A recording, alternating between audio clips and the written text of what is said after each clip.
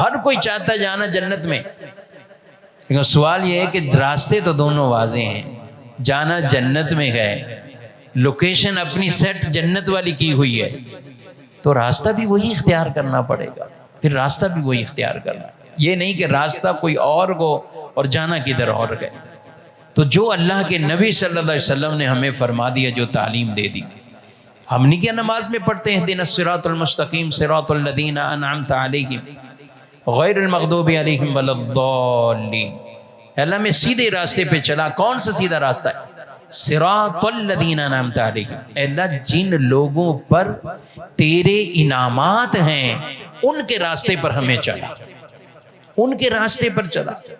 غیر المغضوب علیہم ولا الضالین، جو گمراہ ہیں ان کے راستے پہ نہ چلا، جن پر تیری ناراضگیاں ہیں، بھٹکے ہوئے گئے، یا جن پر تیرے غضب ہیں، اے اللہ ان کے راستے پر ہمیں نہ چلا۔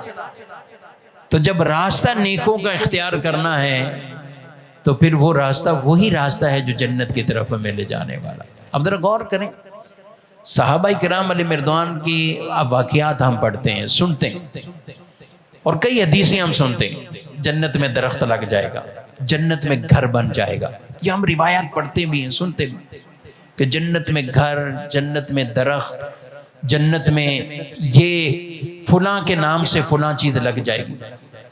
تو صحابہ بڑی رغبت کرتے اس چیز کی طرف کہ ہمیں یہ ملے۔ اچھا، جنت میں گھر بننا، جنت میں درخت لگنا، اس کی کیوں رغبت کرتے تھے؟ اس کی صحابہ اس لیے رغبت کرتے تھے کہ جس کے نام کا گھر جنت میں بن چکا ہے تو اب اس آدمی کا خاتمہ بھی ایمان پر ہوگا اور جنت بھی میں داخلہ بھی اللہ تعالیٰ فرمائے گا۔ اب میں مسجد بنائیں، جنت میں اللہ گھر بناتا ہے، فلاں کام کریں جنت میں درخت لگ جائے گا، فلاں نیکی کا کام کریں جنت میں یہ چیز اس کے لیے لگ جائے گی۔ تو صحابہ کی ایک شوق تھا اس معاملے میں کہ ہمارے نام کا اگر درخت لگ جاتا ہے، اور اس میں یہ بشارت ہے جس کے نام کے درخت، جس کے نام کے گھر جنت میں بن چکے گئے، تو اللہ کی رحمت سے امید ہے اللہ اس کا خاتمہ بھی ایمان پر فرمائے گا اور اسے وہ جنت کا داخلہ عطا فرمائے گا۔ تو صحابہ بڑی کوشش کرتے اس چیز کے اندر کہ یہ چیز ہم حاصل کر لیں۔